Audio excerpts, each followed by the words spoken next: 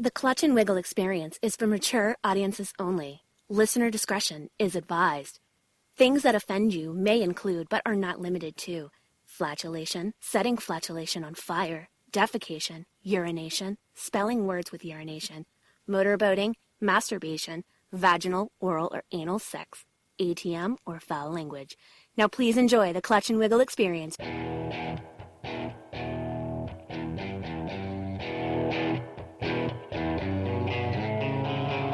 So you, the listener, like live internet radio and podcast, right?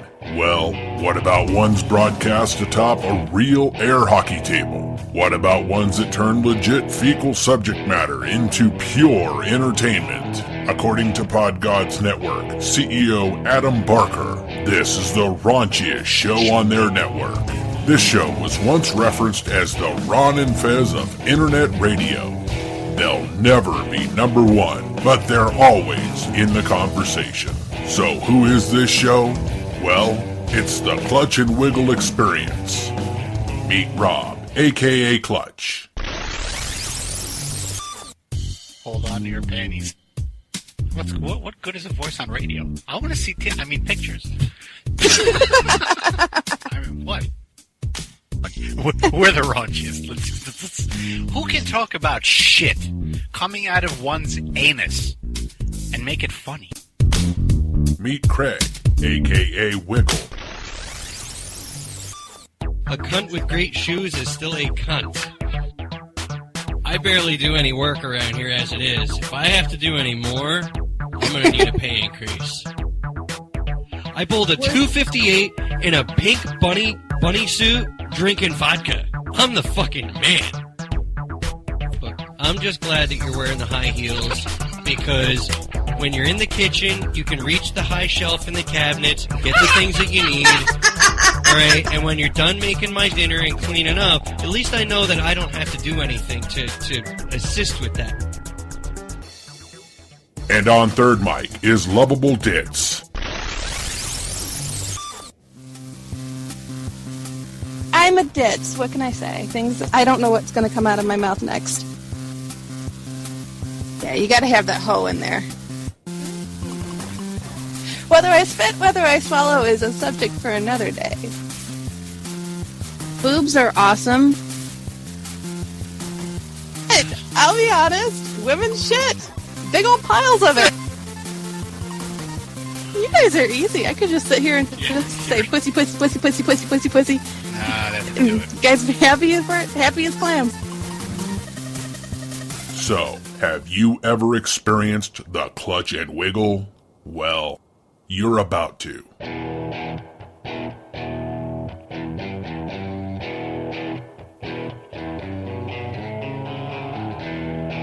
That's right, it's another Thursday. Rob and Craig are ditzless this week. Clutch and Wiggle experience is live, though, on CWEN, Clutch and Wiggle Entertainment Radio Network. CWEradio.com/live. Just jump in the chat room, put in a handle, Twitter, Facebook, guest, whatever you need to. Sit on down and listen to some podcasted masturbation for your immature listening pleasures. So like I mentioned, we are ditzless this week, but virtually I have my buddy, my pal, the bald one, Mr. Craig Wiggle. How are you, sir? Very far away. Very far away, or just far away? Within, ones and zeros of each other? No, it's like Star Wars. Like I am, in a galaxy far, far away. So you're in your shit? Yes. As I prefer to call it, the brown hole. Big brown hole or little brown hole?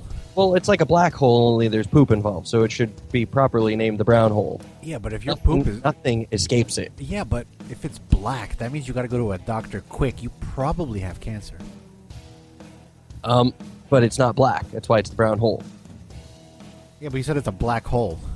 No, it's like a black hole, but it's actually brown, so it's a brown hole. It is the poop equivalent of a black hole. So basically, it's Wiggles chocolate starfish. My shitter. Go ahead and Skype us, folks.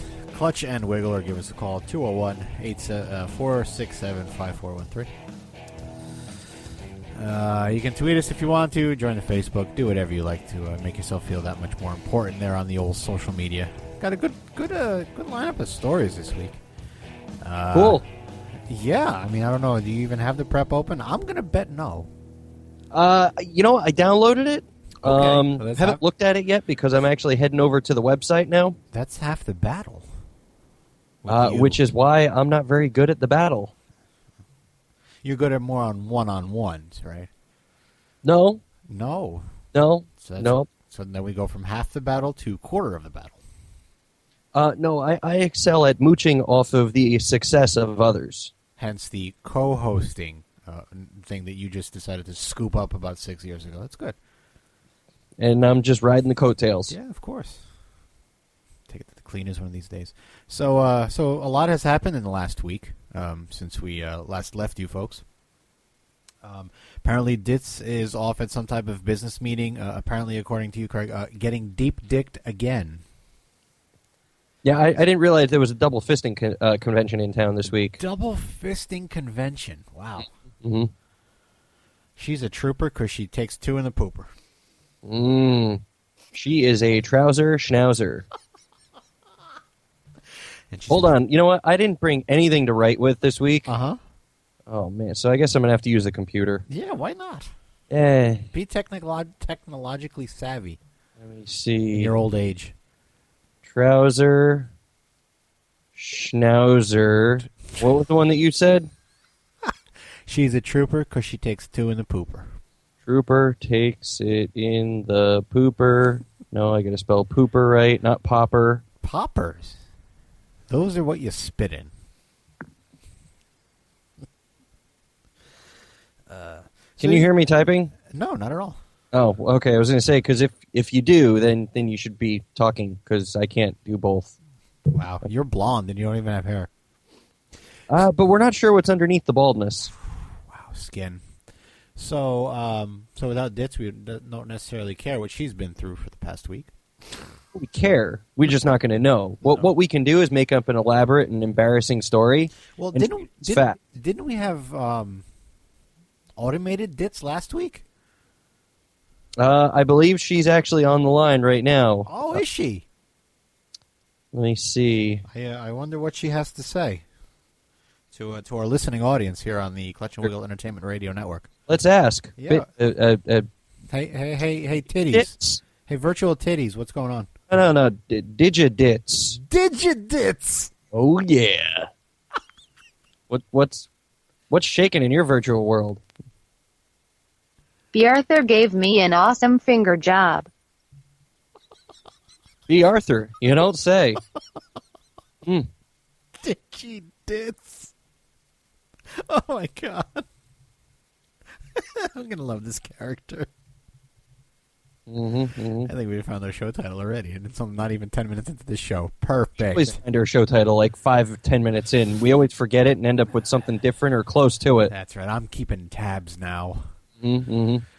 So a lot has happened. A lot of celebrity deaths started off. I think you interrupted Digi-Ditz. What was she going to say? What to say? Hannah Montana gave me herpes. That'll happen. Yeah, especially with that big tongue of hers. You don't know where it's been. No, I know. That's what happens when you try to rub carpet together like that. Rub carpet. Yeah, I believe that's called scissoring. Thank you. I couldn't think of it, so I came up with an equally disgusting and weird... a more descriptive term for scissoring. Yeah, you know. I was trying to come up with something as far as striking a match, but it just wasn't. I don't know. It just wasn't happening. Vaginal carpet burn. How's that? I think that's a show title. So Mickey Rooney decided to fucking kick the bucket. Yes, and I thought a news story that was kind of an offshoot of that was how many news outlets fucked up Andy Rooney and Mickey Rooney when talking about his death. They're like, yes, Andy Rooney died. Yeah, but that's not exactly news because that was in 2011. This guy was Mickey Rooney. Way to go. I would give the over-under on about 5. there was, I think it was a YouTube video where it posted all the different news outlets. Like they're like a montage of it. Yeah, it was bad. Like it's like the last Transformers movie was called Dark of the Moon. Do you have any idea how many news outlets were calling it Dark Side of the Moon, which is the Pink Floyd album from like 40 years ago? Uh-huh. Like, wow. I understand it's a little close, but you guys, it's your job to not fuck shit up. And you suck at it. All right. Well, I mean, what you're mentioning actually is going to tie into the next person that died. What? See, I pull things together nowadays. So, if you recall your younger wrestling viewing days back in the 80s, I would assume. 80s to 90s. Right. You'll remember a character by the name of the Ultimate Warrior. Is that correct? I indeed recall very vividly the Ultimate Warrior. So, the man who used to, when that music hit, decided to run to the ring like a maniac, shake the ropes, and yada, yada, yada. He was inducted into the WWE Hall of Fame this past weekend. And yes, I did watch on an legal feed. I'm sorry, on a what? Legal feed. Aha. A feed. Well, if you're watching it on a feed in the first place, that's suspicious. But go on. Yeah. So, you go through guys like Mr. T, you go through Jake the Snake Roberts, which was pretty awesome for me, Carlos Colon from back in the early days and stuff like that. Mr. T? Yes, Mr. T. WWE Hall of Fame? Yes, in their celebrity wing. When the hell was he?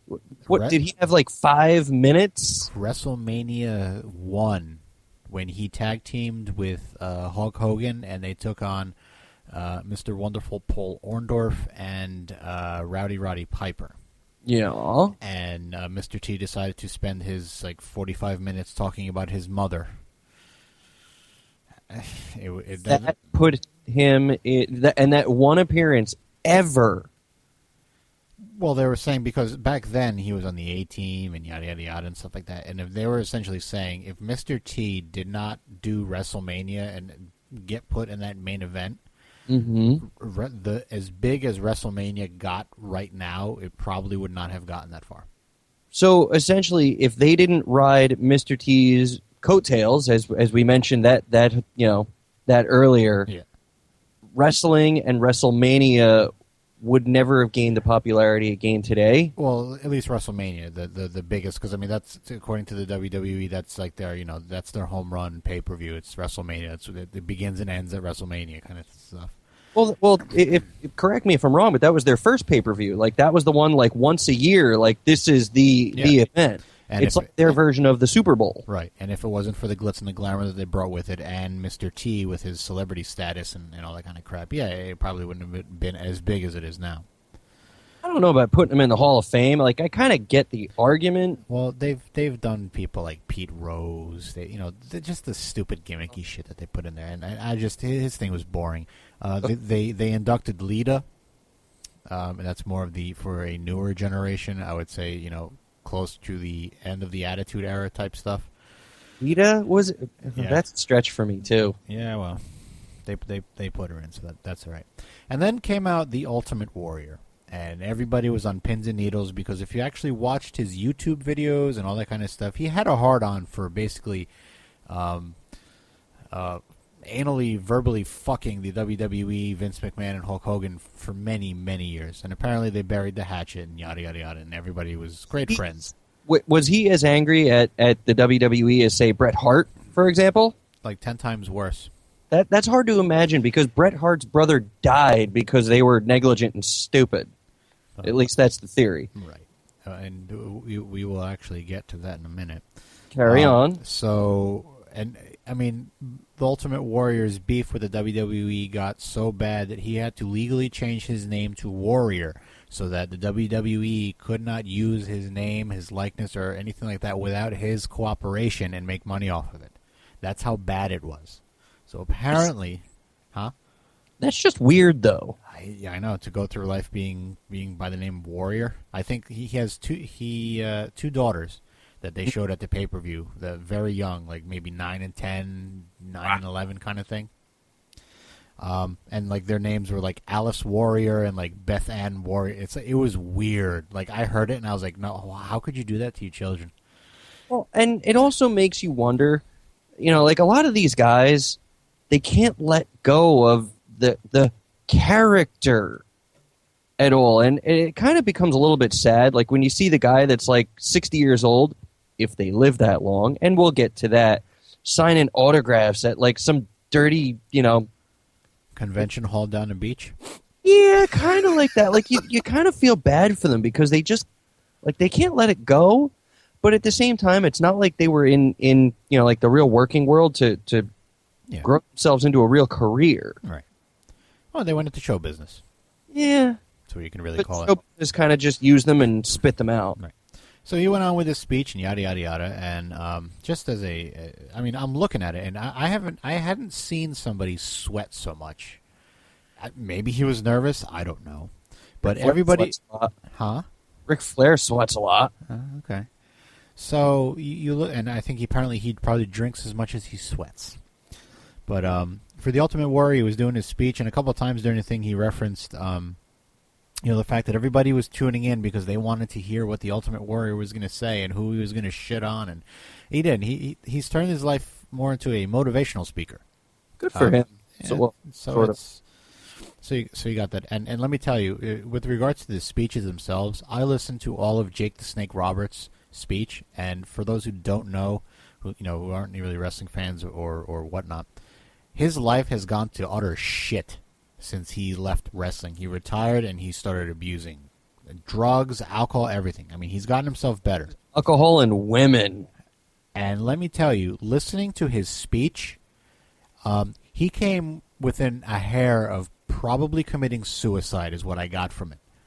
But Diamond Dallas Page somehow, some way, somewhere on that day popped in and said, brother, I'm going to help you out because you helped me out when I was, getting into business and everything else, and that turned his life around. Yes, I know that Jake Roberts is currently trying to survive cancer, but he got rid of the booze, got rid of the drugs and everything else, and he's sobered himself up, and he's on that right path. But listening to 45 minutes of his speech. Jake the Snake. Yeah. Well, did you ever watch that documentary that was about him? It was about Mick Foley and I forget the third one. I think the third one was about like some like up and coming guys that wanted to like get into the WWE. Did you ever see that? No, I did not. You've never seen that documentary? I have to find it. It's a documentary, and it was when he was going through that time. And the guy doing the documentary, it's like, yeah, I couldn't find Jake. When I found him, it's because he disappeared to go buy crack. Yeah, I wouldn't doubt it. Would not doubt it at all. Look it up now. I'm telling you, it is right up your alley.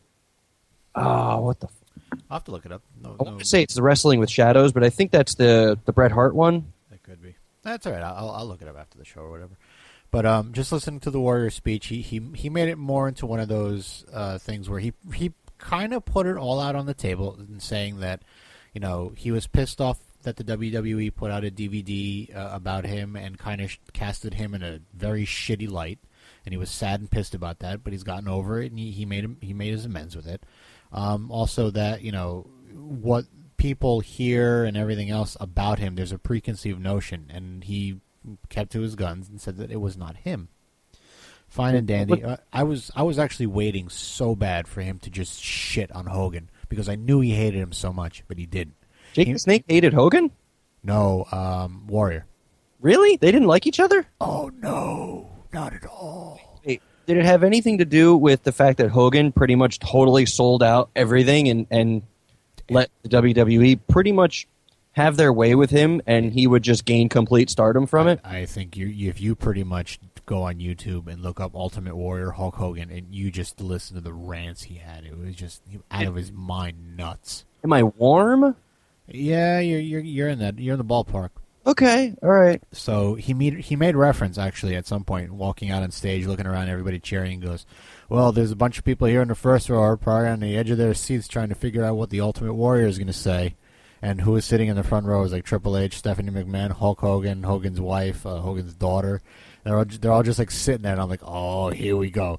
speech didn't go that way, but it was all right.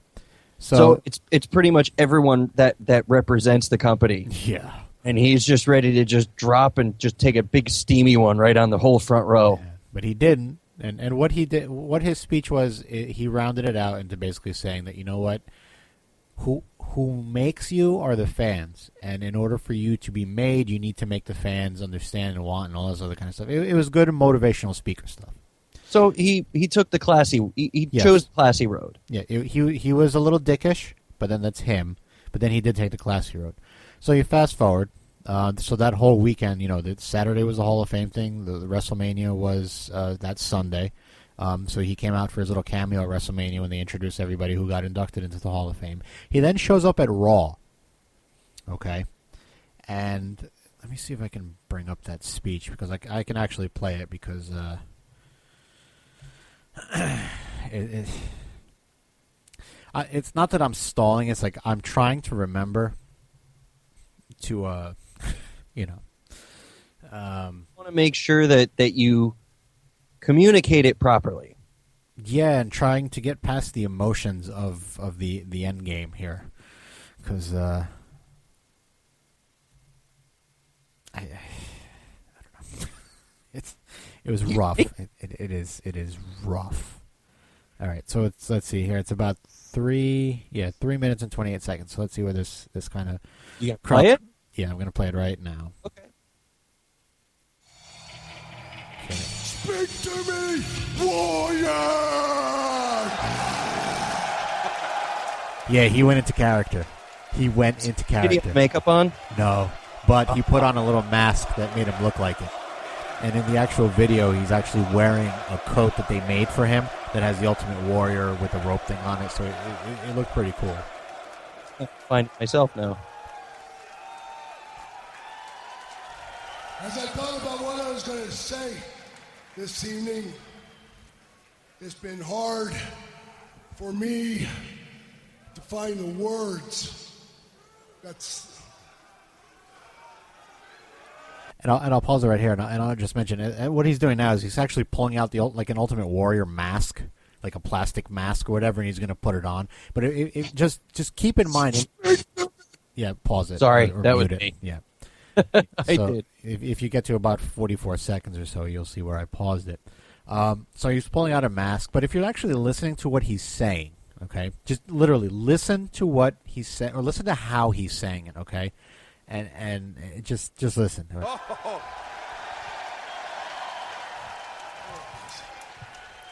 Tells the cameraman to hold the mic while he puts on his little mask. Great. There you go. There's the warrior. Well then, you shut up, warrior, and let me do the talking.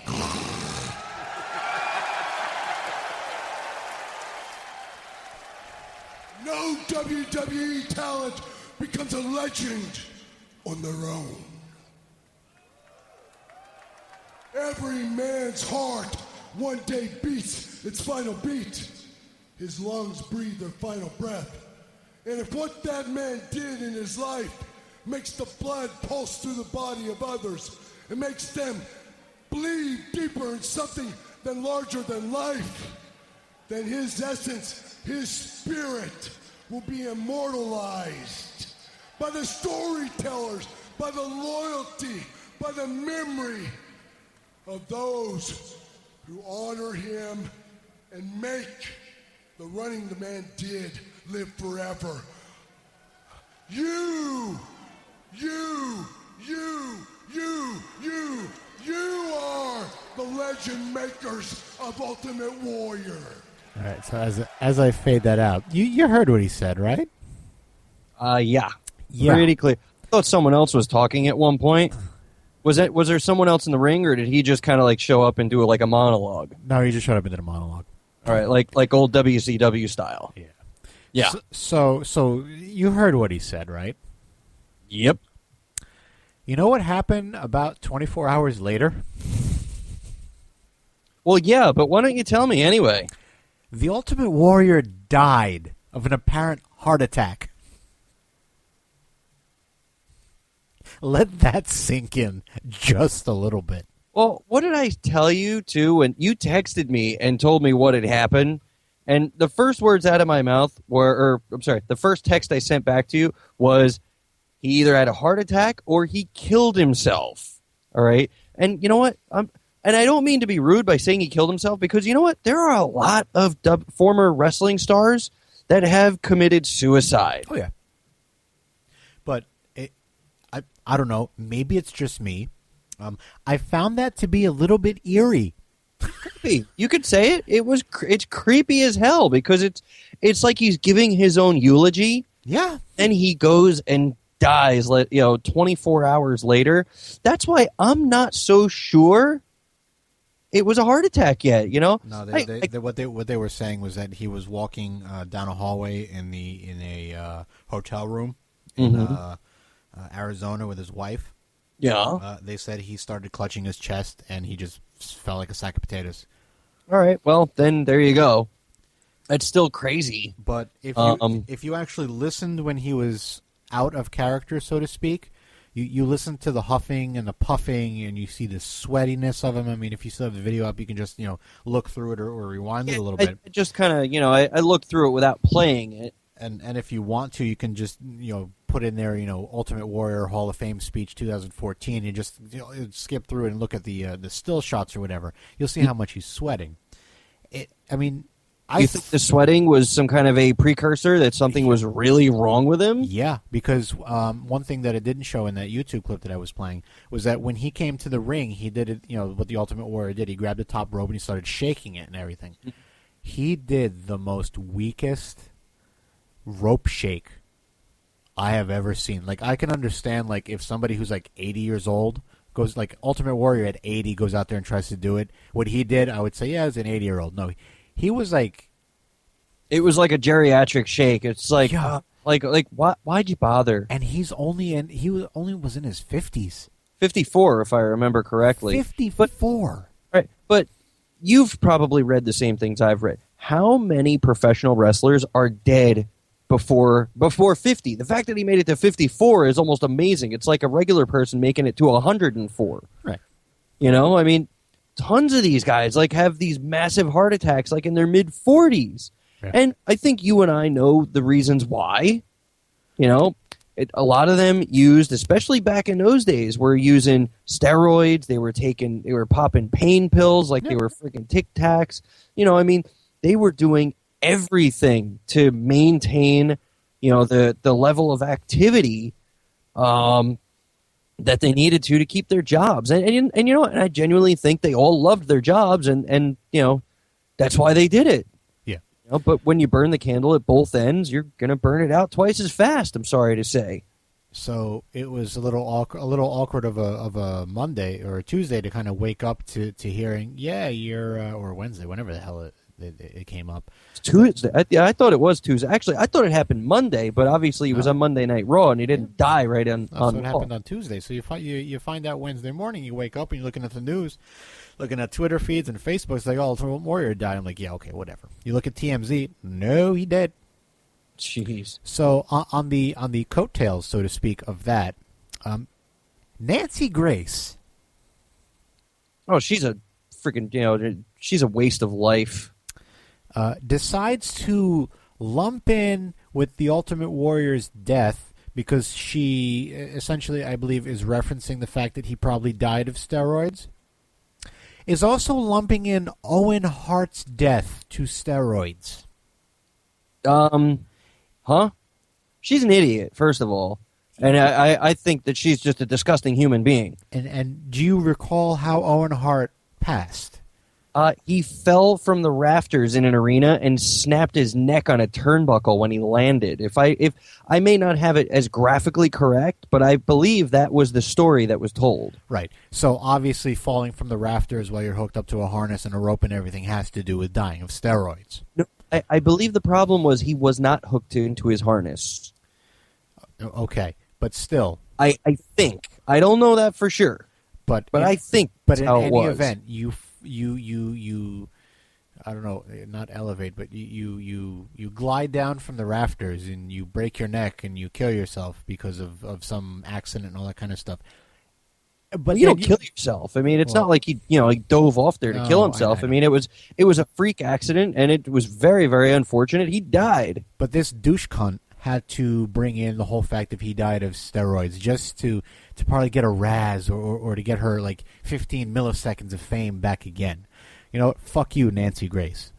That's fuck and you, it only Nancy speaks Grace. at her intellect, in my opinion. If you really want to lump in Owen Hart's tragic death with the Ultimate Warrior's death, a better angle to attack it at is the lackadaisical attitude of the WWE or WWF back in that day, where they turned a blind eye to steroids for all those years, where they really didn't thoroughly, when they weren't really thoroughly committed to safety, like maybe they should have been for Owen Hart's death. Maybe you can just show that how irresponsible they were in general. Wouldn't that be a smarter way to kind of have that conversation? So here, even if you wanted to. Yeah. So here I have the story. Nancy Grace covered the Ultimate Warrior's death on Wednesday. Excuse me. Wednesday night on Headline News, and didn't go so well. Shortly into the sequence, a list scrolled down of wrestlers who had died young, while Nancy Grace talked to an expert about the effects of drugs and steroid abuse on the human body. Owen Hart, who had fell to his death during a wrestling event of an equipment malfunction, was included in that list. So was Mark Curtis, who had died from stomach cancer. Grace doesn't ever say Hart and Curtis died due to steroid use, but it was certainly implied by that segment. Obviously, WWE fans are generally up in arms about that, and of course, former pro wrestler Mick Foley, known as Mankind, Dude Love, and Cactus Jack, tweets this to Nancy Grace. We all make mistakes, at Nancy Grace, HLN. Please admit you made one regarding the death of #Owen Hart. You have caused his family great pain. Good for Mick. Do you know how many times she has been sued and accused of making, to put it nice, inaccurate statements, to put it bluntly, total, absolute fabricated lies, and treating them as facts? She's been sued. I think she just lost the case recently over that, like within the last 2 months. Why the fuck does she have a job? Well, listen, she's on Headline News. When was the last time you watched Headline News? If she did it topless, I would. You have, yeah, but you'll never watch a day in your life. That's true. It's like the Tractor Pull channel. You know it's there, but you never really kind of make it there. How do you know there's a Tractor Pull channel? I kind of figured there was. Oh. So there's your celebrity deaths of the week, and the stage step 2 of idiocy by some fucking people about that crap. It just. So getting back to the other conversation from 20-some minutes ago, the documentary movie I was talking about was called Beyond the Mat. Beyond the Mat. Okay, You've heard of it? Yes, I've heard of it. I didn't watch it. I've heard of it. You really need to see it, because I think you'd enjoy it. All right, I'll put it on my to-do list. There you go. And I believe you have some type of chocolate on your to-do list. I think. I happen to kind of roam around stores sometimes. I mean, not like a prowler or anything like that. Not creepy stuff, but I do shopping like everybody else. And you ever go through the store while you're shopping and you see something and it's like, why the hell do they sell that? Like last week's tampon purse. Like the tampon purse. You look at it and it's like, okay, didn't realize there was such a need for that. I suppose there is, because they thought enough to make it and sell it, and I guess people are buying it, but I don't really know anybody who would need or want something like a tampon purse. Yeah, the tampon purse, right? Why don't you just put your tampons in a regular purse, your vagina? They're clean. Well, no, you have to dip them in vodka first. I'm sorry. Yeah, come on, don't fuck it up. While you're smoking coffee beans, right? See, you know what I'm talking about, right? You smoke coffee with your vagina, and Wait a minute. So you're walking through the store and you found some type Walking through the store right now. What's the next big holiday? Easter. Easter. Thank you. You're right. Easter is the next big holiday. So obviously when you walk through any general store, what do you see tons and tons of? Peeps. Easter shit. Yes, peeps. There's the colorful shredded paper. There's all types of candies and chocolates. There's chocolate grass. There's chocolate, chocolate rabbits, chocolate ducks, chocolate dildos. Wait, no, not. I haven't seen those. You and I don't shop in the same place, though. There's chocolate. Wait, chocolate crucifixes. Are you shitting me? I saw Hershey. It wasn't even a cross. It was like the crucifix, but it had like a ribbon design or something, like all up and down. It like almost kind of like a Celtic design, but not quite that identifiable. So a chocolate cross. Now, when you get the chocolate bunny for Easter, what's the first thing you do with it? Bite its head off. You snap those fucking ears off and you eat the ears first. You're right, and then followed by its head. You decapitate the bastard. Wouldn't you feel a little weird and awkward and guilty eating a chocolate crucifix or cross or whatever it is?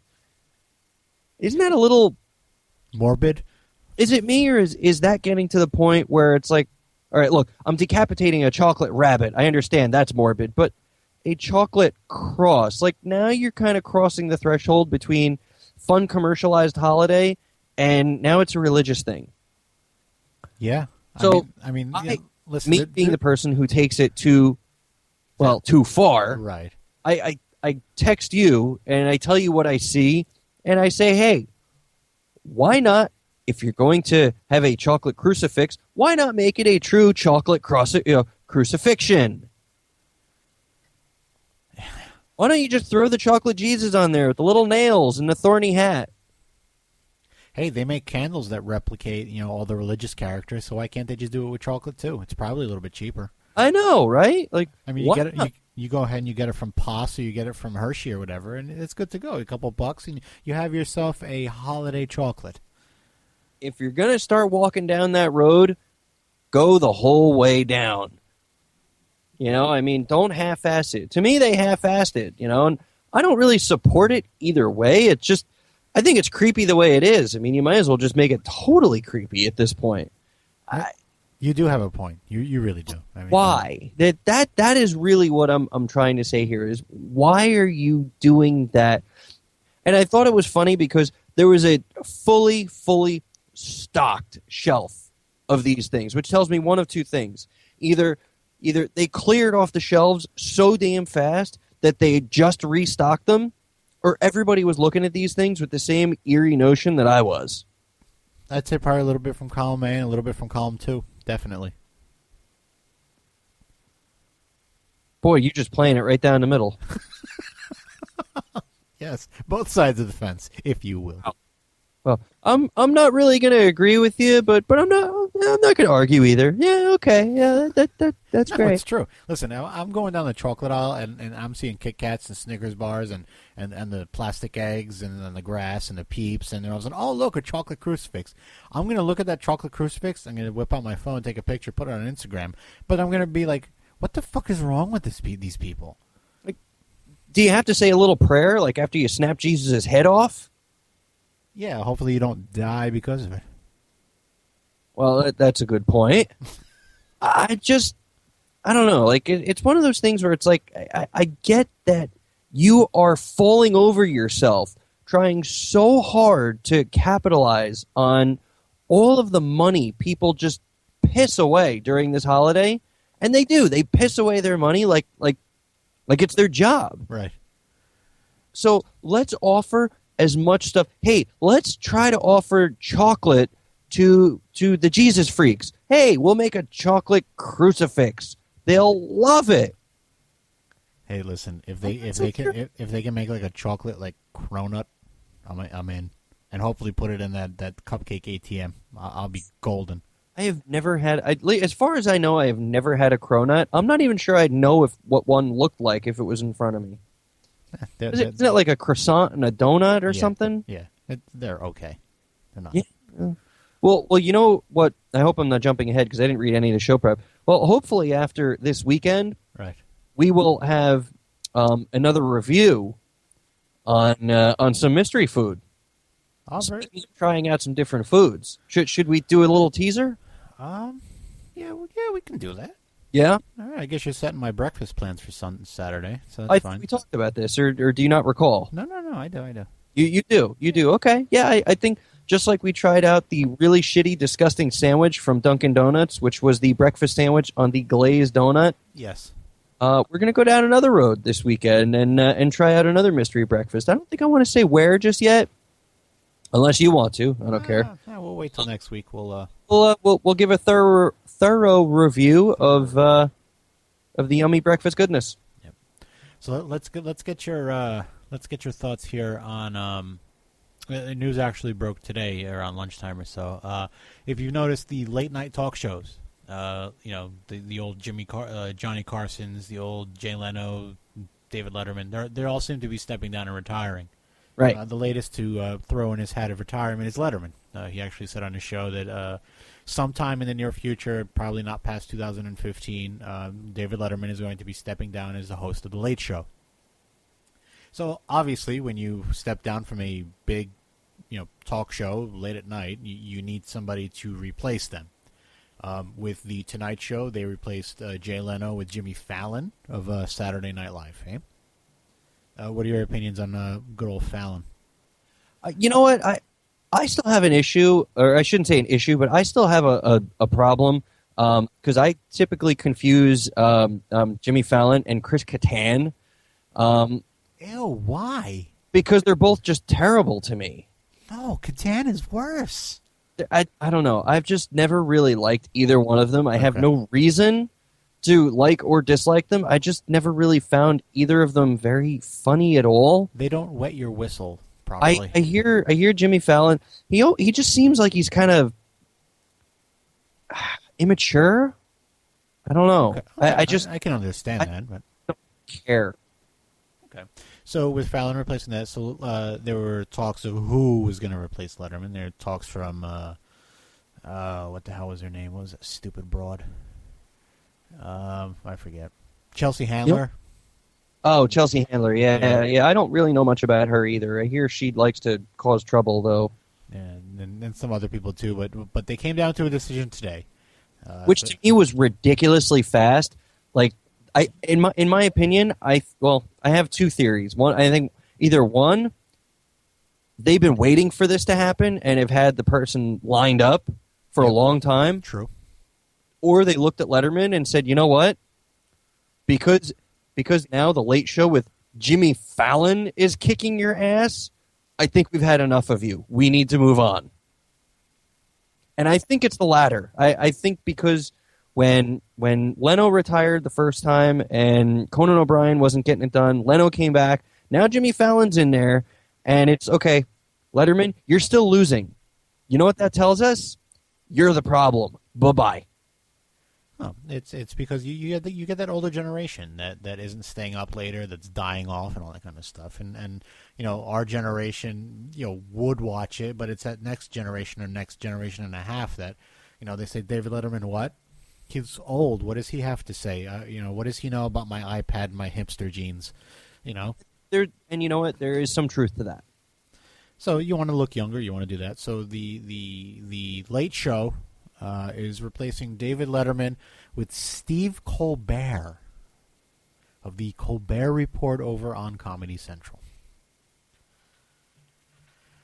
I actually posted something related to this on my Facebook page, my personal Facebook page, and after about 10 minutes promptly took it down because there was some infighting between people that I allow follow me on that. And what the hell did you say? All I said was Steve Colbert is replacing Letterman. I guess this is breaking news. And then all of a sudden, like 3 or 4 people ended up saying, ew. Yeah. And then somebody said, yeah, okay. And then one person decided just to fucking go off on everybody who said, ew. Basically, like, why are you, like, you people don't have any comedic, like, bones in your body, or you, it was, what he put out there would have been misconstrued as a swipe, like a backhanded compliment that didn't sit well. And then all of a sudden it started going to like a back and forth, like an attack. And I said, I just can't fucking deal with this anymore. So I deleted the whole fucking thread. But it amazes me that somebody can have that much passion about a entertainment talk show that's airing Eastern at like 11:30 at night. Well, but let me tell you why. Okay, right now, and I think this is a decision that's going to come back and really bite them in the ass. Stephen Colbert does a political show right now. It's a comedy. I think everyone can agree, but it is still a very highly political show. And right now, people are ungodly sensitive to their politics and their beliefs. And I think that this is going to be a problem for them because people are going to specifically avoid watching, the new Late Show because they already hate Stephen Colbert. You do have a point. You really do. I mean, I don't know what CBS intentionally is going for with regards to Stephen Colbert, unless they're simply just trying to bring in a name, and then with that name, they are just simply saying, hey, this is going to get us viewers because people are going to tune in, and that's it, and we'll worry about the rest later. We don't care about content, because isn't he like, I don't want to say offensive, but he's, and I don't want to say edgy because that might give him too much credit, but like he tends to lean on that side of it, right? When he kind of does this shtick on Comedy Central. Is that the right thinking for Colbert? Like we said last week, he is a satirist. Satirist. That is what he does, He pokes fun at these things. So, yeah, he does get a little offensive when he does that. So, I mean, I don't know what they're kind of going for. I mean, but if you take a bigger look at all this stuff, everybody's trying to go younger. I'll throw in who's the guy on Channel 7 that does late night? Jimmy Kimmel. He's not right out of college young, but he's younger. So and all these, I mean, Arsenio came back, and I guess with all the plastic surgery, he looks younger. I don't know, but until you said that right now. But you know what? They're all that way. They have all this ridiculous plastic surgery, so they can all look like they're about 27 for the rest of their life. Am I wrong? No, it's all that Botox, it's all that plastic surgery and stuff, trying to stay and look young. You know what? Fuck you. I got fucking gray hairs, and I'm balding, almost getting to the point of looking like a monk. Okay, I don't care. I mean, I do care, but I don't care enough to go out and buy, the box of making, getting rid of my gray and all that kind of crap. I don't mind picking up a bottle of that shit that makes your hair grow, but that's another story. But all these things about trying to go, I mean, in your opinion, right, what's your opinion on these late night talk shows? Granted, they're taped at 5 or 6 in the afternoon, but anyway, like the Tonight Show and the Late Show and all that kind of stuff. What's your feelings on them in general? My feelings on them, one of the articles I read when, it's, Letterman's announcing he's retiring, he's done, and here's the list of replacements. But then in one of the articles I wrote, it's like there's also the question of, are they even going to continue doing this kind of a show? This is the kind of show that was ridiculously popular when your TV only went up to, 12 channels, 13 channels. Right. They were monster programs. Now you have 600 channels, and these shows really don't draw the audience they used to. They're not as important as they once were. I can go on the internet and I can find, very similar, celebrity interviews and comedic humor. I almost kind of think that they're dying.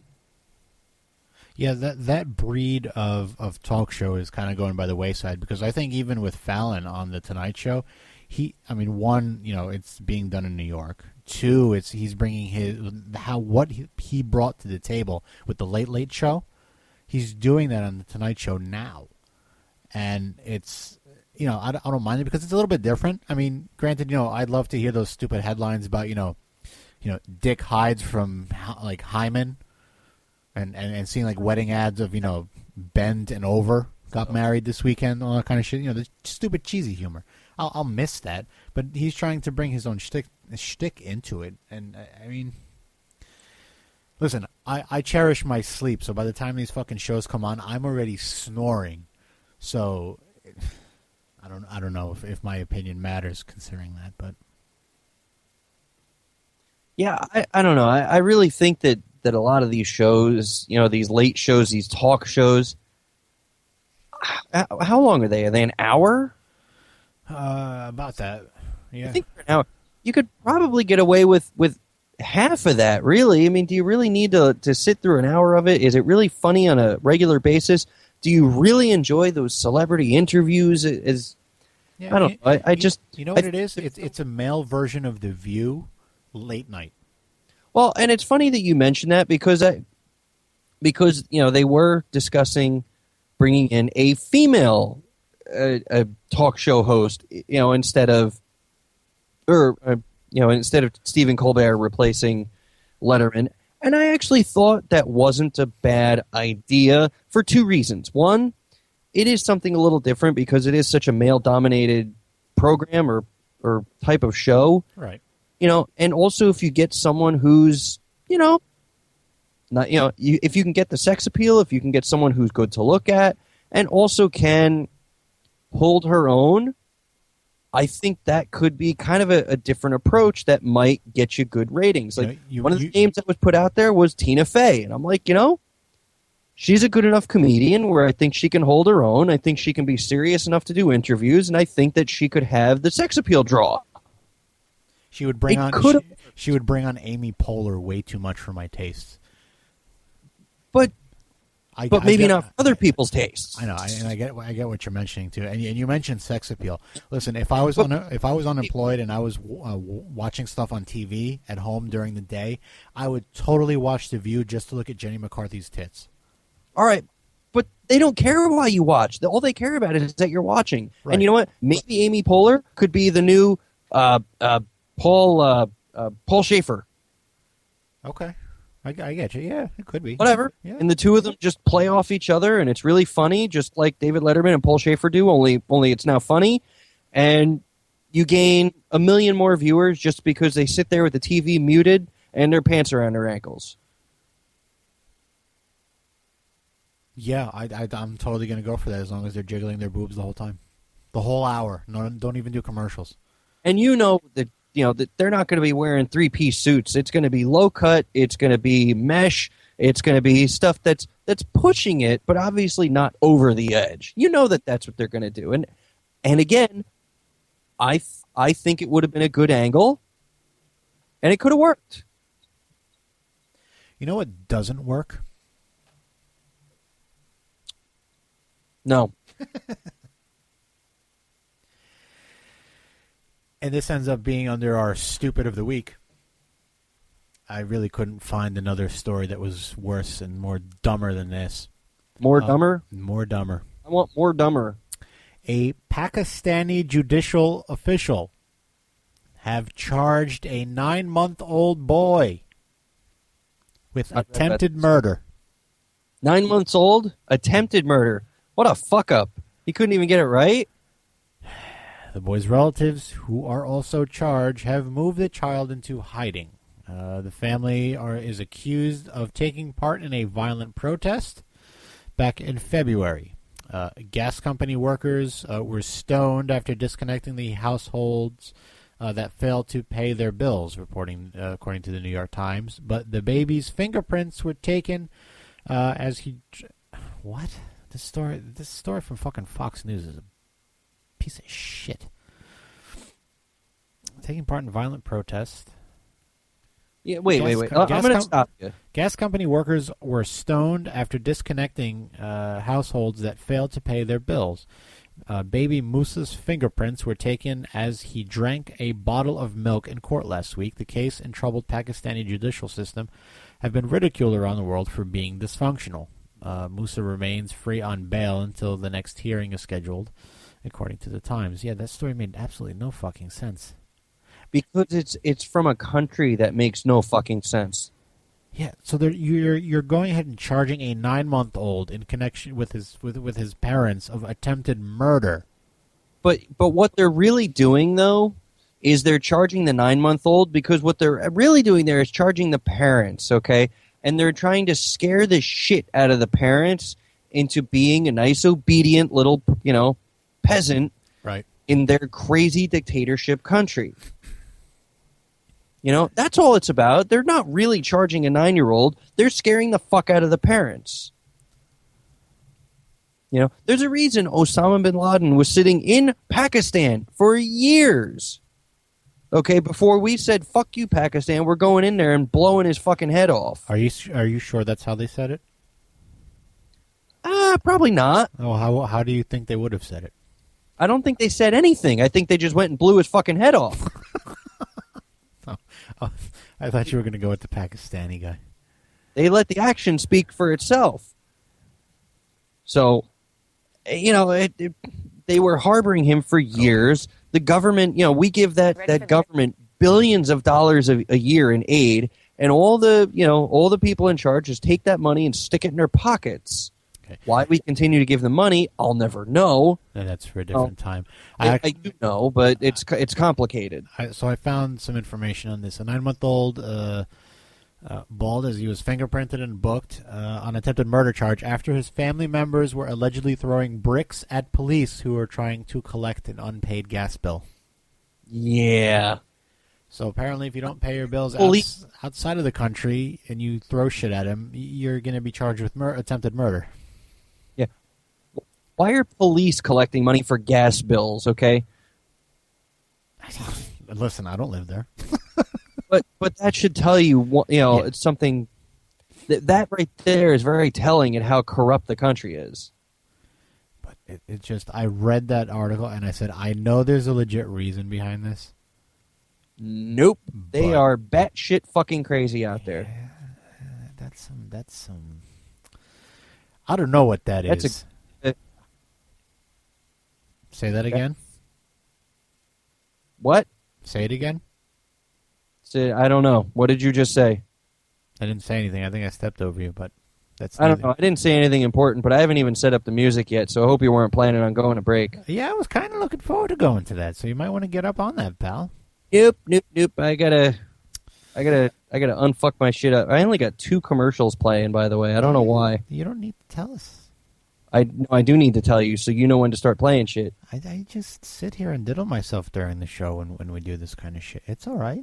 Which is why I now broadcast from home. Okay. Yeah, how's that working out for you, by the way? I'm kind of digging it, I don't think I'm going to change a fucking thing. Well, I know one thing you should start. There's one thing you should start fucking changing. Get the fucking music ready, punk. I'm looking for something decent to play. Wait a minute. Hold on.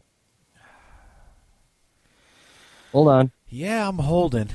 Like we all are. Oh, don't hold that. No, not that, but that. That's what I'm holding. All right, I'm ready. You sure you're ready? Yep. All right, folks, so go ahead and stick around for the second hour of the Clutch or Wiggle experience as you're hearing it live, or if you're downloading it through the many outlets that we have, like iTunes and Spreaker and Stitcher and Podgods Network and all that kind of stuff. We'll go into the second hour talking about food porn, perhaps a little bit talk about haunted soda machines, and a lot of sex stuff, like teachers showing their private sex tapes and Golden Girls Gone Wild, where strippers and old age people are bumping uglies. So go ahead and stick around, folks. Clutch or Wiggle Experience will be back live on the other side of this commercial break. So take a look at this. Take a listen to this little fucking hottie telling who you're listening to. Hi, this is Sierra from NaturalDivide.com, and you're listening to Clutch and Wiggle on CWERadio.com. Hi everyone, it's your friendly neighborhood podcast voiceover lady, Rita Ramnani here. I'm here to tell you about some changes that have occurred regarding a couple of podcasts on the Barker Podcast Collection. Well, you may have noticed the Podcast UK has changed its name. That's right, it will no longer be a mouthful to say, thank goodness, nor will it be the 500,000th show of that name on the internet. Instead, the show has taken on the name, wait for it, the Not Listening Podcast. Pretty simple. To coincide with the popular blog, The same name, the podcast has now become simply #NotListening. This doesn't actually affect the way you listen to the show, as it's still on the same feed and can still be found at barkerpodcast.webs.com. Also, the other show, It's Not Soccer, has integrated itself into the Not Listening podcast, meaning the same format will now be moved over to this show. Are you still with me? It's not that difficult, I swear. All this means is that if you want to keep listening to Adam and Billy, and I mean if, on It's Not Soccer, you will have to subscribe and follow the Not Listening podcast. Show formats are staying the same, it's simply a new name. Much like Opal Fruits becoming Starburst, or Marathon Bars becoming Snickers. So there you go. A few changes to your favourite podcasts. Right, I'm off now. Enjoy the rest of your day. God, seriously, does Adam really think a name change will improve this awful fucking show? Anyone? Are you tired of everyday radio? Mm-hmm. Doesn't it suck there's only AM and FM? Yeah, and, well, I mean, there's Sirius and XM. Yeah, CDs, iTunes, tape decks. Well, that's besides the point, because we bring it straight to you now via the internet. Ooh, really? Do tell. Well, it's very simple. All you got to do is go to cweradio.com, and you can listen 24 hours a day. That's cool, but wait. Yeah, I don't, I'm not near my computer 24 hours a day. Then I guess you're just shit out of luck, aren't you? Damn it. Wait, you're What? not. Really? Because you can download onto your smartphones the TuneIn Radio app. Just search Clutch and Wiggle. Well, what if I don't have a smartphone? Then you're fucked. All right. But for the rest of you, swing on by cweradio.com and check out all the great shows like A Little Punch Drunk. Ooh, I like them. Yeah, they're cool. And, well, I can't really think of any others, but you can listen to A Little Punch Drunk. Yeah, that's fine. Yeah, I'm good with that. So just swing on by cweradio.com. Enjoy. In a world where entertainment has been diluted to the lowest common denominator, $1 makes me holler, honey boo boo. one podcast has vowed to bring laughter to all. I know two things in this world right now. Okay. That I don't know anything, and that I want a lightsaber. I'm sorry, was I having phone sex with your wife? This entire show has gone to cock. Welcome to Comedian. Mark. There's voices in my head that no one else can hear. I will Dick. I will defend Dick till the end. Joanna. I kind of had a thing for Mr. Peanut. To be surrounded by cops, essentially. Really, it's like a life condition. Mike. The human autocorrect. If I did it all of the time I wanted to, no one would be friends with me. They may not always get along. You were only a dick because you called me a douche. You were a douche, but that's the point. I wasn't a dick. You actually were a douche. But at least they're professional. Now we have to do it again. Get Mark podcast. It's crazy, random happenstance. You're going bionic arms and legs. Bionic arms and legs. I'm You're going bionic hair. Totally a guy-girl thing. Subscribe to Crazy Random Happenstance by searching CRH in iTunes or Stitcher, or go to crhpodcast.com. Look in my eyes, what do you see? The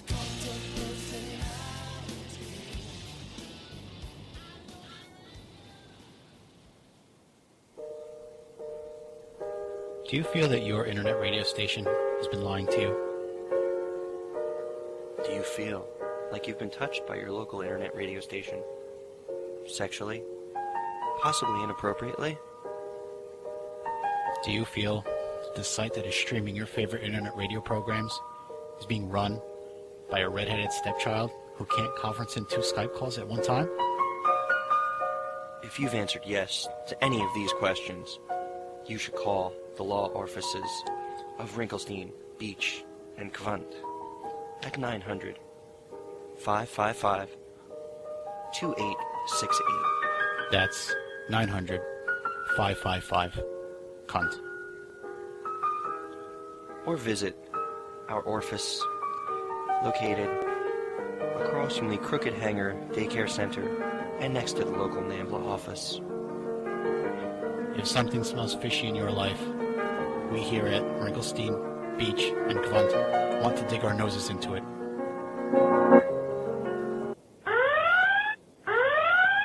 With the recent emerging pandemic hitting our nation, we here at the Clutch and Wiggle Experience are concerned about your health.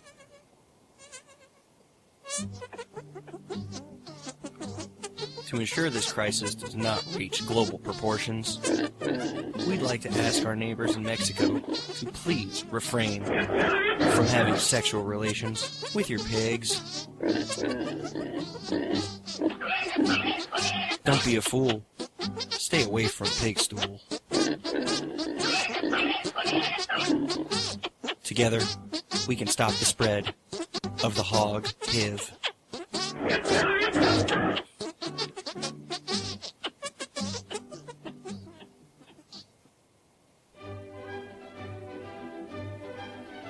What you're about to listen to is part of the Podgods Network. If you go to podgodsnetwork.com, you'll find other great shows there too. If you have a problem with this or any other show, please write it in an email and go fuck yourself. Have a nice day. Hello, this is Stephen fucking Hawkins, and you're listening to the best show on internet radio, the Clutch and Wiggle Experience. Remember, fuckers, it's not just a show, it's a goddamn experience. Yep, hour number 2, Clutch and Wiggle Experience, live on CWEradio.com. Thursdays at 7 Eastern. Come on, stop by, give us a call, 201-467-5413. Add Clutch and Wiggle to Skype. Go ahead and join the conversation. We talk about a lot of bullshit. But it's funny, and it's entertaining. Sometimes comedic. Right, sometimes. Craig? Sometimes. Yes, it sounds exactly like that.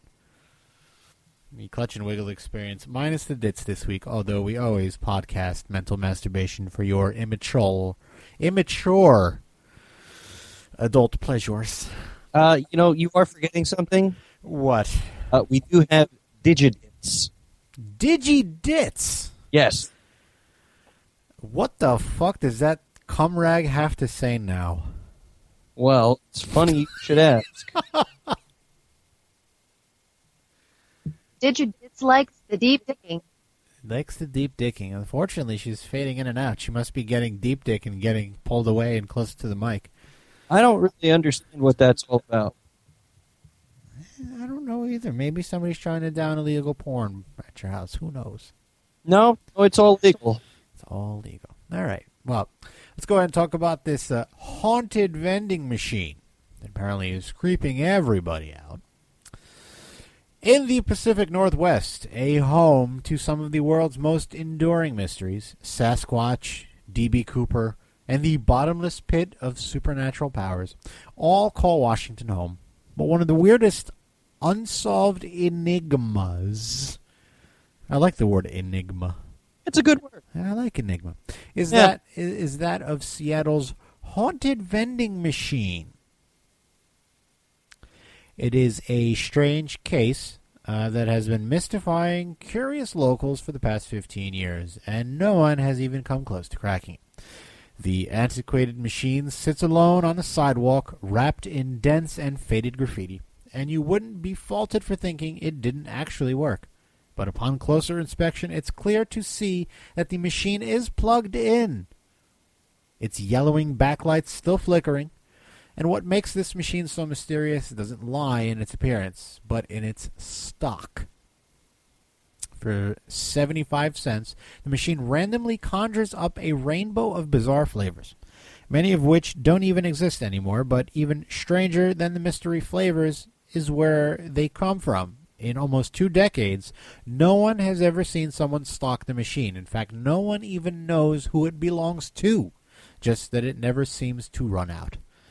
Vice writer Hillary Pollack launched her own investigation into the mystery machine, starting at Broadway Locksmith, the closest building to the everlasting well of high-fructose corn syrup. I've honestly never seen anyone open it, says the locksmith. Do people get soda out of it frequently? Miss Pollack then asks, states, all the time, all day long. And yet, in a decade and a half, you've never seen anyone tampering with it or refilling it? Nope. He must come in the middle of the night or on a weekend or something. Much like Bigfoot, it appears that the secret of Seattle's haunted vending machine isn't going to be solved anytime soon. But for those of us who, with spare quarters and a thirst for mystery, it's not exactly a bad thing.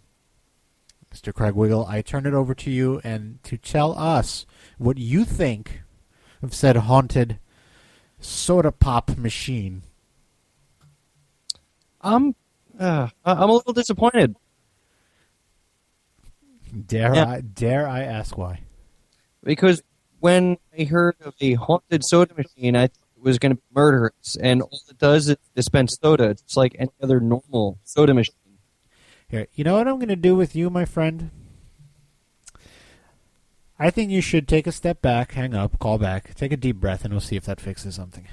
Is it that bad? Yeah, so I'm going to hang up on you now, and, whatever, and you'll be able to call back. So apparently, with this vending machine, he doesn't necessarily like the fact that the vending machine itself didn't fucking kill somebody. Like, are you thinking it slashes throats or suffocates people? What did you think this machine did? All of the above and more. And more. Okay. Am I better? Absolutely. Yeah, weird. We should have thought of that 10, 15 minutes. You want to do another break? No. I mean, I'm okay with it. No. You tell us why, and I'm going to fucking let the cat in the room because he keeps knocking on my door. Oh, boy. Wait. Your pussy keeps knocking on your... Is it your back door? It keeps knocking on heaven's door, baby. So it keeps knocking on the front door. Go with it. No.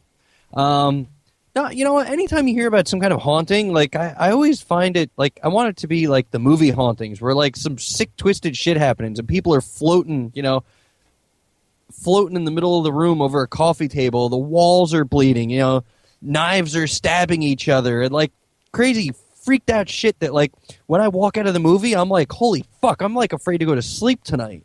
And horror movies rarely have that effect. But in my opinion, a true horror movie should scare you after it's over. Yes, but to me, that is a successful horror movie. And to translate it to life itself, if there is a haunted house, a haunted, dare we say, vending machine, like, it needs to be murderous. It needs to be something that I lay in bed at night and it's like, oh my God, is that vending machine going to kill me? No, it's not. Am I going to be able to get a crystal clear Pepsi out of it tomorrow? That's not haunted. That's just random. Yeah, but if it's never been filled with anything and it's giving you product and nobody sees it. All right. Then you have some sick, twisted weirdo that fills it probably at night or, like the guy said, at night or on the weekends. Maybe it's really early in the morning, If you're filling up a soda machine that's just sitting on a city street, especially, did you look at that thing? It looks like it's in the middle of the projects. If I showed up in a Coca-Cola truck at 2 in the afternoon, I'd be robbed, raped, and have all my soda stolen from me. Except for the can that they shove up my ass. But that's obviously not happening here. So this person is filling the machine at off-peak hours, which is perfectly normal. Has someone put a camera, a hidden camera near the machine and filmed for a straight week? You can probably do that with computers nowadays and see no one refill it, yet count the number of cans that come out of it and do the math and figure out, hey, this thing sold 285 cans in a week. It only holds 30 cans, and no one has filled it. Okay, now I could make the argument that it's haunted. This is just a pathetic, sad excuse to try to make up a story when there's just not one there.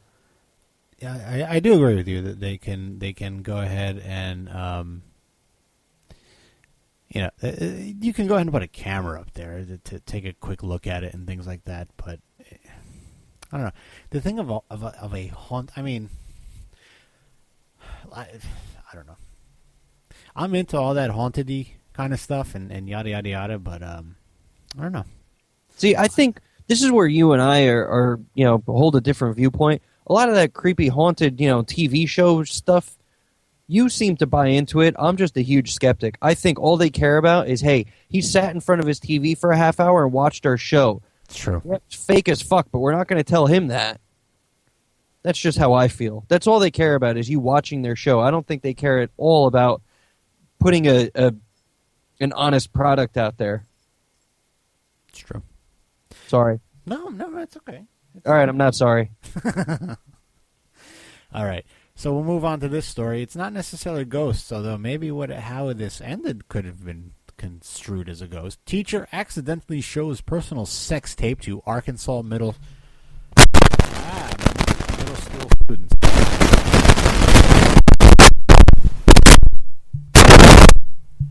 Well, isn't that interesting? What the fuck just happened? I don't know. Did you hear all that? Yeah.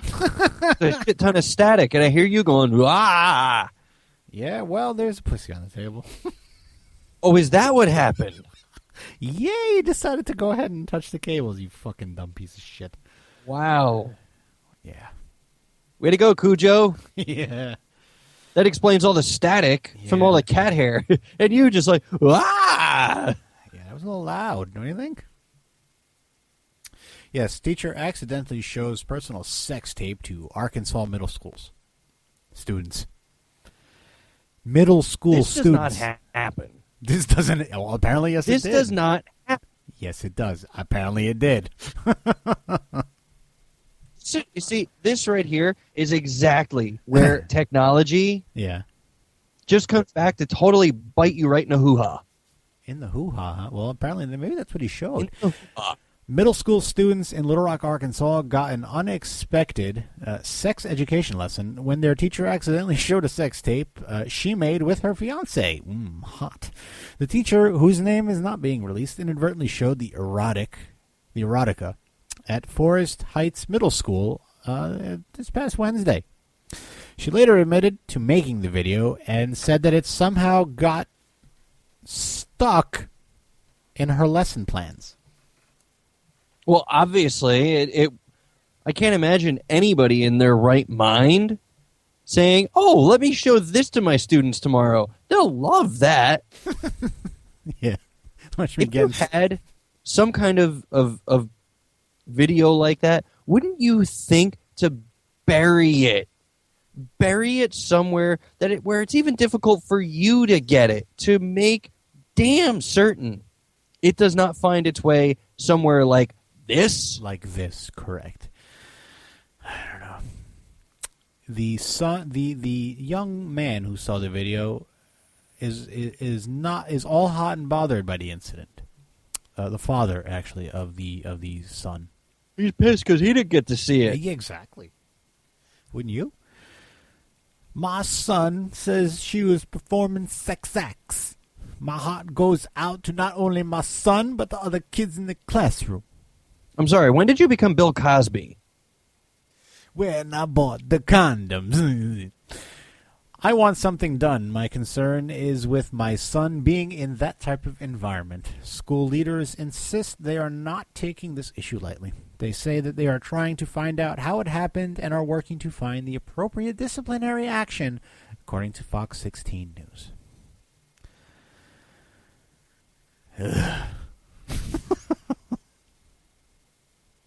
I don't get it. Okay. I don't get how you can... How you mysteriously just fucking put, How do you let that happen? Yeah. You have to be really, really... dumb? Yeah, that's not the word I'm looking for, but it's not even dumb or lazy, but let me put it this way. You are putting this adult in charge of a room full of small children. Yes. And you make this kind of a dopey mistake. What if a true, emergency happened? Would you really want this person to be responsible for the life of your child? I really don't. Like, you have to constantly be paying attention. And when you're setting up some kind of video for your classroom, you need to be paying attention. Look, even if a video like that happens to come on, happens to, be shown in front of a class, you have about 5 seconds to turn it off. Yes. Exactly. And actually salvage, like, okay, you saw about 3 seconds of that, and hopefully nothing awful comes up. You know, it's like, all right, you saw my fiance without a shirt on. Like, but that's okay because you didn't see the next 15 minutes, which would have really incriminated me. I don't know. That's just the way I feel about it. I just, you have to be on your game at all times. You know, I feel bad for the teacher. No, you don't. No, in all honesty, like, I kind of feel bad, but at the same time, I want to just be like, it's your own fault. You know, you can't blame someone else for this happening. Like, you fucked up pretty bad. And why can't we see the tape? Thank you. Thank you for coming into my mind and thinking what everyone else is fucking thinking too. All right, wait. I want to see if we can get Ditz's opinion here. I'm sorry, it's not Ditz. No, it's Digi-Ditz.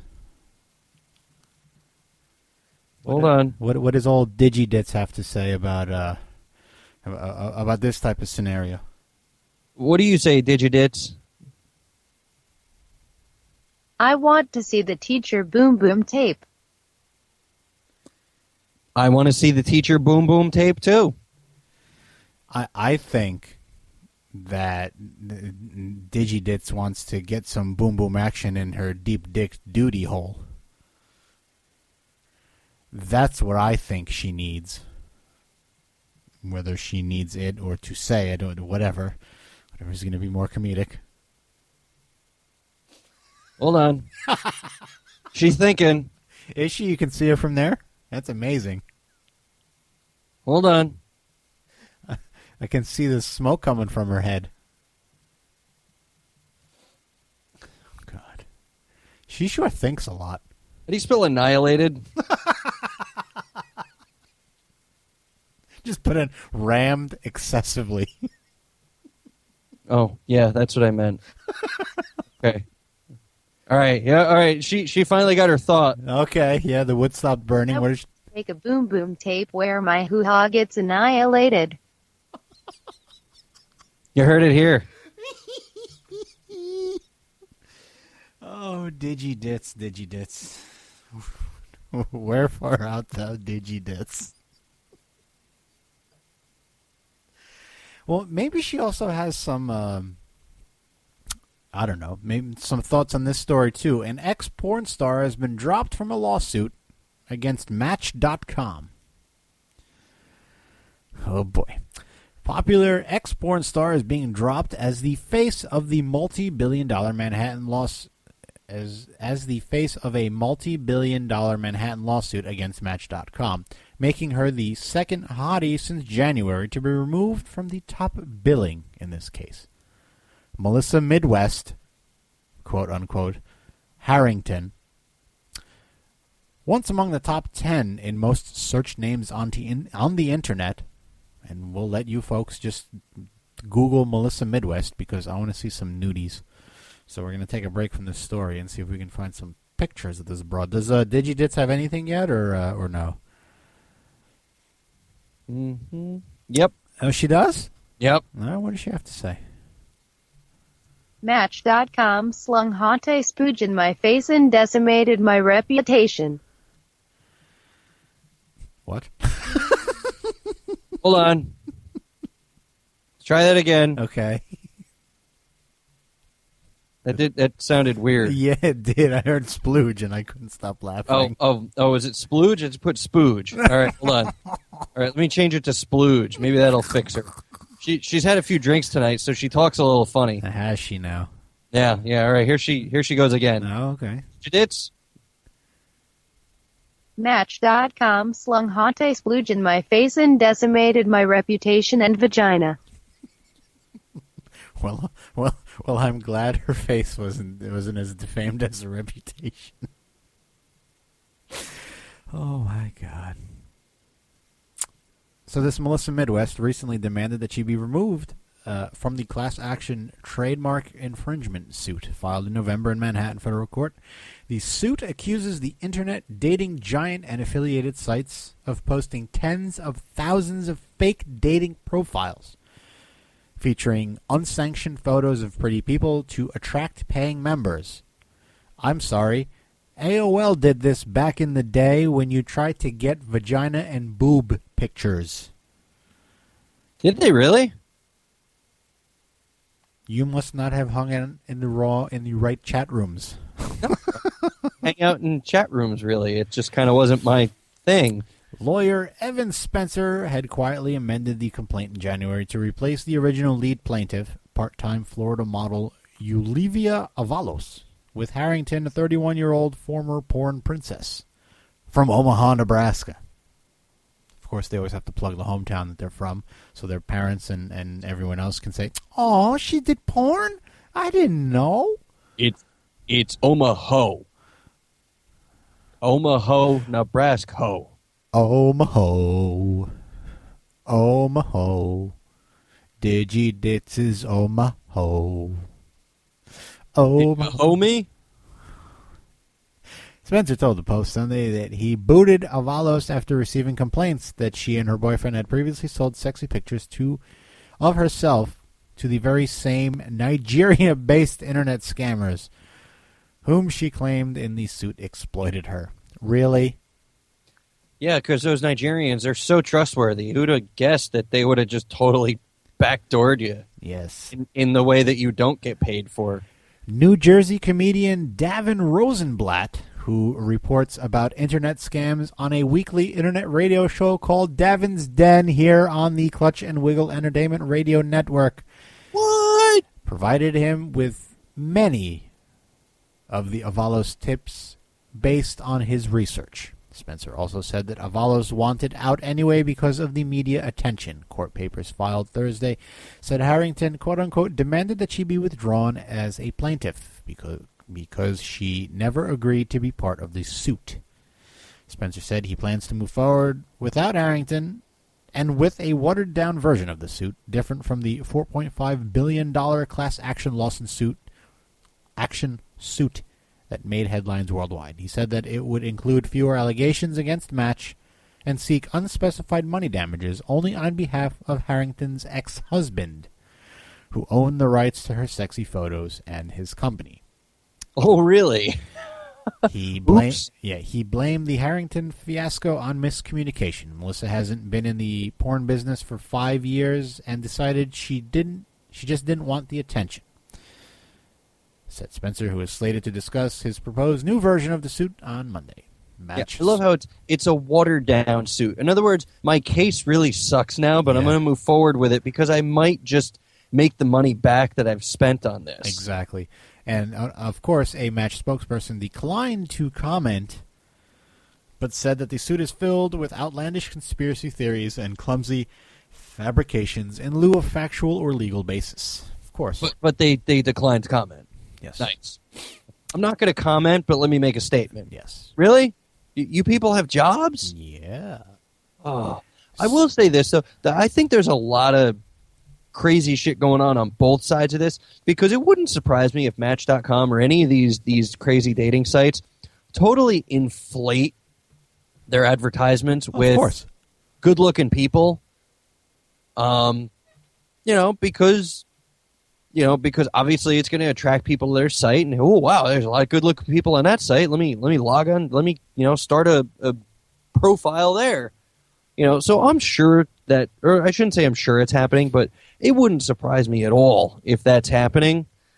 But I can also understand someone saying, "Look, I never asked to be a plaintiff on this case. Take me off of it, you creepy fucking lawyer, you." Oh, am I right? No, that's true. It is true. You'll love the end of this one. Spencer's previous big cases included his successful defense of an X-rated Star Wars spoof called Star Balls in a copyright Star Balls in a copyright infringement suit filed by director George Lucas. Why couldn't you come up with something cool like Star Whores? Because that would just be too obvious. No, it wouldn't. That'd be fucking awesome. Well, apparently you and these film people don't necessarily see eye to eye, or tit to tit, or pee hole to pee hole. I mean, whatever, but Anus to anus. Anus to anus. Could be. Anus to anus, dust to dust. Mm-hmm. I want to get Digi-Ditz's opinion on this. Digi-Ditz's opinion. Okay, let's see what she's got to say, because I'm actually interested, to be honest. Okay. Digi-Ditz? My prolapsed butthole looks like a smiley face with a long tongue. So apparently Digi-Ditz has a prolapsed asshole. That's an interesting visual. Does she even want to say who gave her said prolapsed anal cavities? I'm afraid to hear it. Really afraid to hear it.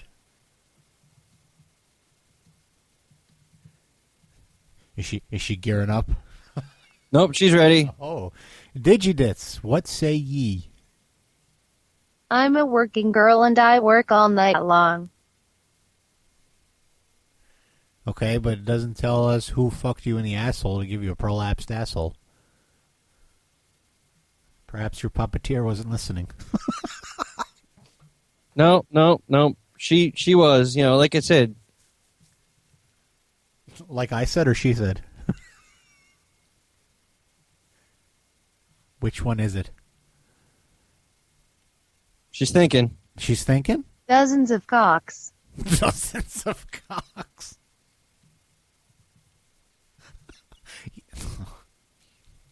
Man. Why do we have to do this? Why? I don't know. I don't understand. Thinking again. Huh? Oh, she is? I wonder what she's going to say this time. There's a cockfight in my underpants.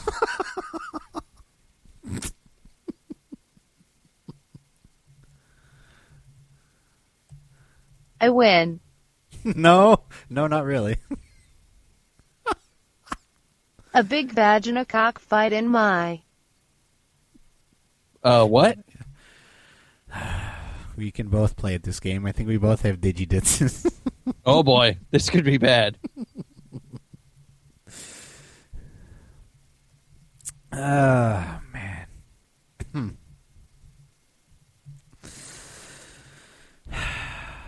A big black cock is in my vagina right now.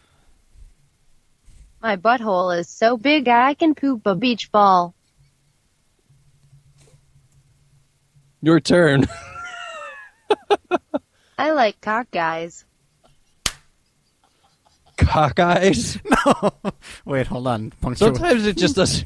Sometimes she's a little drunk, so she can't enunciate right. Punctuation means a difference. I like cock guys. Cock eyes? Cock guys. Oh, can't you hear her? I could keep going, but I'm gonna call it off. Why? Because it's just gonna get weird. No, it's not. No, I think it already got weird. No. I look ya boom boom down.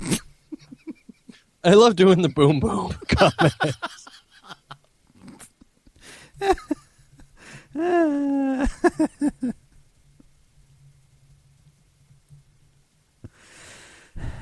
Digi-Ditz loves the boom boom bitches.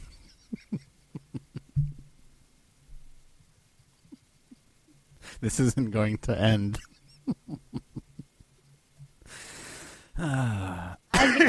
Is she still thinking over there or what?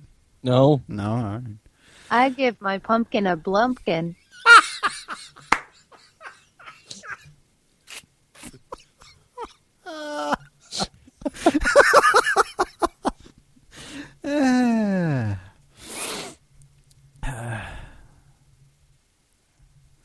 Bumpy blumpkin. Bumpy bumpkin.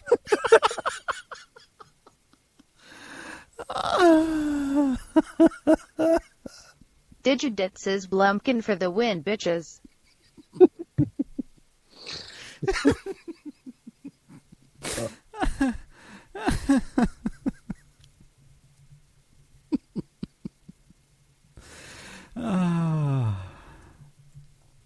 Hold on. I think Ditsy, we love you, sweetheart.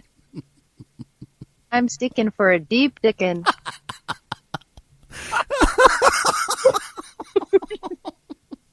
I'm sticking for a deep dickin'.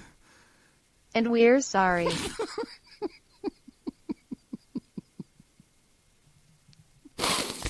Nursing home residents voted to bring in strippers, says lawyer.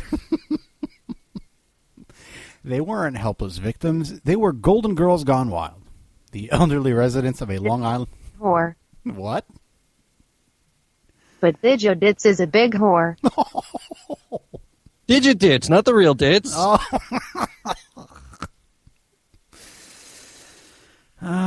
my God.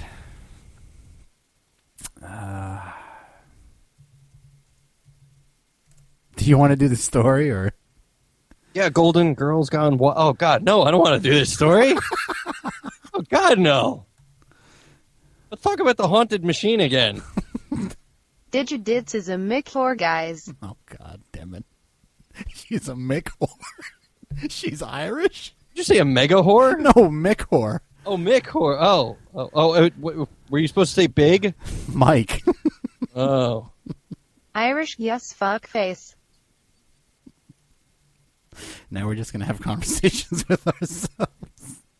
The elderly residents of a Long Island nursing home decided on their own to throw a spring break-style male stripper party in the facility's rec room. Damn near killed them. And the old ladies loved every bump and grind, according to a lawyer for the facility claimed on Tuesday. A leadership group of more than a dozen residents at the East Neck Nursing and Rehab Center in West Babylon approved the body bacchanal. What? A what? Body BACCHANAL. I know there's anal in there. Hold on. Maybe Digi-Ditz can tell us. Well, why don't you ask her, because I already got something queued up. Oh, okay. Well, let's see. Hey, Digi-Ditz, what was that word? I don't know. Bacchanal. Okay. Back anal? Bacchanal. Oh, baby. All right. Well, let me ask her. Okay. Ask her what? I have a haunted vagina that always gets filled by boom boom penis action. Laying out $250 of their own funds to hire the Dirty Dancer. The home has an activities panel of 16 people, residents, who actually voted to have this event. The nurses' home attorney stated they welcomed it, and it looks like they had a good time. The son of... Oh, wait, hold on. Just how good of a time could be seen in their faces of the residents, captured in a now infamous photo of the 2012 event, first reported by the Post, in which one of the geriatric residents stuffs cash into the briefs of a Chippendales-style dancer. The son of that woman was so outraged after he found the sleazy snapshot that he filed a lawsuit against the nursing home, claiming his mother was traumatized by the strip show. Franklin Youngblood insists the staff organized the beefcake extravaganza for their own perverse pleasure. He rolled his elderly mom before news cameras to insist that she was degraded by the home. With a shaky voice, she said that she suffered shame for being a part of the stripper hoedown. None of you all would want this to happen to your parents, her son insisted. I grabbed this picture, pulled it out. The minute I seen the picture, I just exploded. Youngblood family, however, may have trouble explaining why Franklin's wife attended the event and was photographed sitting next to Bernice.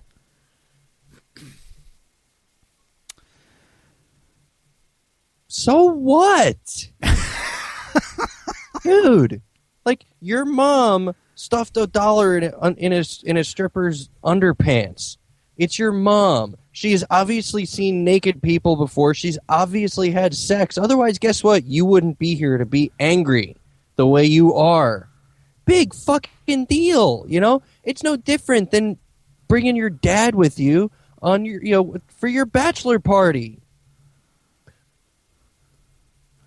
it's your parent. Your parent knows. Your parent knew about sex and all the activities around it way before you did. And you know what? The least you can do for someone who's in an old folks home is make them feel young and alive. That, in my opinion, that's probably the best thing you can do for that person. What more than having a stripper rub their crotches in their face? If she said, oh God, no, I'm ashamed. You can't make me. If they rolled her wheelchair in there, locked the wheels, and put her up to this, that's fine. But she's stuffing $1 with what looks to me like a smile on her face in this dude's drawers. I think she was having a good time. Leave it alone. Digi-Ditz here, fellas. I want a big black cock shoved in my face, and I can stuff dollar bills in his ass crack and suck cum out of his boom boom hole. You didn't listen to a word I said. You were just waiting for Digi-Ditz, weren't you? No, I heard you. This woman has I believe her clit was probably erect while shoving dollar bills in his fucking Fruit of the Looms. She's two-handing that dollar bill. I don't know. I think the son is putting this lawsuit because he's offended that his mom wanted to get her groove on at the age of, 86? Yeah. I think he's just looking to make a quick buck. That's what I think. Digi-Ditz? I have $20 in my vagina, ... all quarters. ... Apparently when you write ... it pronounces it. Say it again. Sam? Dollars in my vagina, all quarters. All quarters. Apparently there's no way to make a break in when you're taking and making a sentence and you want to stop for 2 seconds. Oh, boy. That's what I think. I think it's another frivolous lawsuit, just like the last topic. I'm going to sue Match.com for $1 bazillion. Oh wait, I can't do that. How about a gajillion? No, all right. How about $1 billion? No. Can I get $5, please? No, your lawsuit is stupid. In fact, we should put you in jail for your lawsuit being so stupid. It's true. I do believe that it's frivolous.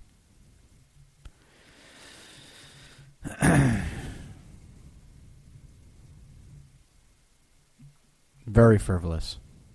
I know. $5 makes Digi-Ditz Holly boys. I want to watch Starballs on my face.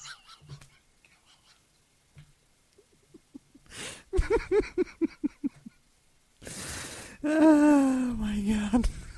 She's going to kill us. You realize that. Unless you want to wait a week to post the show, but I know you don't want to do that. I mean, I can live with it if you can.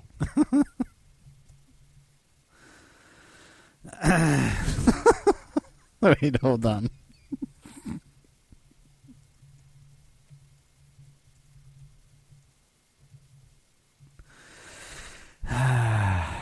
None of what's said by Digi-Ditz does not reflect those of the REL Big Digi-Ditz. The RE, really? Wow. Wait, hold on. I think she fixed it. Hold on. Okay. None of what's said by Digi-Ditz does not reflect those of the real Big Digi-Ditz. Starballs cock slapping your cheek soon.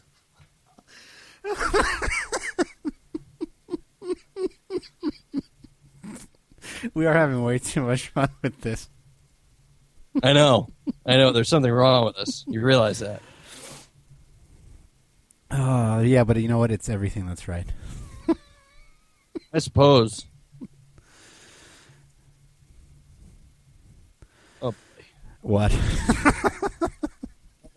Nothing. Are you sure? Nope. I need to turn off this article about the Golden Girls Gone Wild, which is really bad. Because originally when you said it, I thought it was a real movie. And you know what? I'm still not convinced it's not a real movie. Like, they make some crazy porn movie names out there. Yeah. This has got to be one. It's so good. Like, it's such a great name for a terrible porn movie. It's got to be. It is. I agree with you. It might be added to the best could have been porn movie names. Do you not agree? I do agree. So with that agreement, we'd like to end the show this week. Episode 179. Wow. We've done 179 episodes. Next week will be 180. It's so old, it should be dead. But we are still fucking kicking. Oh, kicking. Third mics may come and go. Some may stay longer.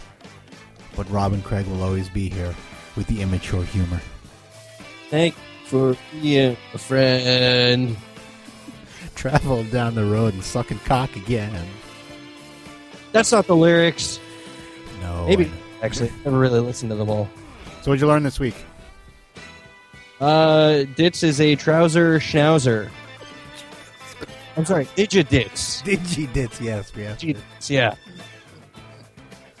Boy, I hope Digi-Ditz and Ditz next week have a Ditz off. That could be fun. Oh boy. I believe that. Huh? I don't believe she was at a double fisting convention. No. But I do believe that the Ultimate Warrior died this week. And Nancy Grace is a cunt. Yeah, and you enjoy the legal feed. What? It's the legal feed. Yeah, you might want to get that cough checked out. No, I don't have a cough. It was a legal feed. I watched. I hope you're turning your head when you're doing that. No, but I'm cupping my balls. Oh, well then you're good.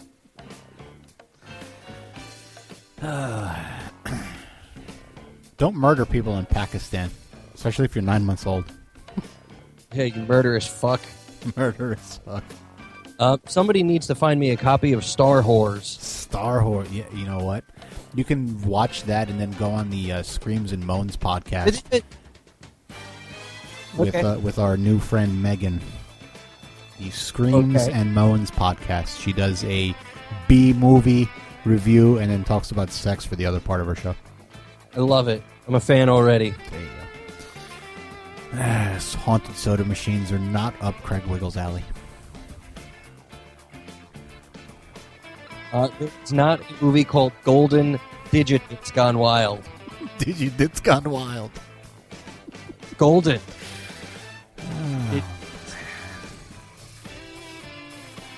But there's still time. Of course there is. There's always time. There's a minute left. Clutch a Wiggle experience, folks. CWEradio.com, ClutchWiggleEXP.com. We can catch the rundowns after the show has been uploaded and sitting there for a while. Go ahead and check us out on iTunes, Spreaker, Stitcher, TuneIn Radio, live on Thursdays, or on CWEradio.com/live. Call, leave a voicemail. 201-467-5413, or if it's Skype, it's Clutch and Wiggle. We'll add you, leave a voicemail, we'll play it on the air. Talk with us during the show. Give us your comments and feedback and all that kind of stuff. You can follow us on Twitter and Facebook and all that stuff. All of it is on ClutchWiggleEXP.com. Anything else on your end, buddy? We got 20. No, but I think Ditz should have the final word still. I do have what Ditz should say as her final words.